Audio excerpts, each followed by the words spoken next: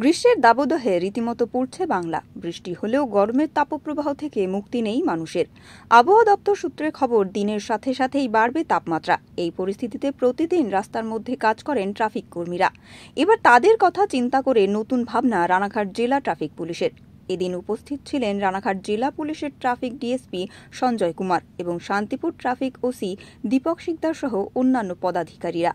এই প্রসঙ্গে ডিএসপি সঞ্জয় কুমার বলেন, আমাদের ট্রাফিককে আমাদের পুলিশের তরফ থেকে, বড়সাহেবের তরফ থেকে ট্রাফিক পুলিশকে আজকে ডিস্ট্রিবিউট করা হলো সামার সেফটি কিট। তার মধ্যে হচ্ছে ছাতা, তার মধ্যে হচ্ছে আপনার ওআরএসের প্যাকেট, এর মধ্যে আপনার গ্লুকন-ডি, আমাদের বটল, বিভিন্ন রকম জিনিসগুলো যেগুলো কিটের মধ্যে থাকে সব কম্বাইন করে একটা প্যাকেজ হিসাবে দেওয়া হচ্ছে। কিন্তু ট্রাফিকের ডিউটিটা মেনলি রোডের উপরই হয়, ঠিক আছে। আর এখন এই স্কচিং হিট ওয়েদারে যেখানে মেনলি টেম্পারেচার 36 থেকে 37 ডিগ্রির মতন থাকছে এখন আপাতত, এই সময়কে ট্রাফিক পুলিশের জন্য দেওয়া হয়েছে যাতে ওরা আরও ভালো করে ডিউটিটা করুক, আরও ভালোভাবে পরিষেবাটা দিক, মানুষের প্রাণ ক্ষতি না হয়, ঠিক আছে। আর যাতে ইনসিডেন্ট আর অ্যাক্সিডেন্ট আমাদের শান্তিপুর অঞ্চলের মধ্যে যাতে আমরা কমিয়ে ফেলি, এর জন্য এগুলো।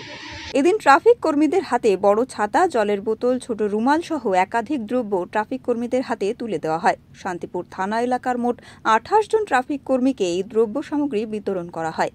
মূলত তারা যাতে সুস্থ থেকে তাদের কাজ করতে পারেন সেই জন্যই এই উদ্যোগ ডিএসপি সঞ্জয় কুমারের। স্বাভাবিকভাবেই ট্রাফিক জেলা পুলিশের এই উদ্যোগকে সাধুবাদ জানিয়েছেন কর্মরত কর্মীরা। নদিয়া থেকে সুরজিৎ দাসের রিপোর্ট, ওঙ্কার বাংলা।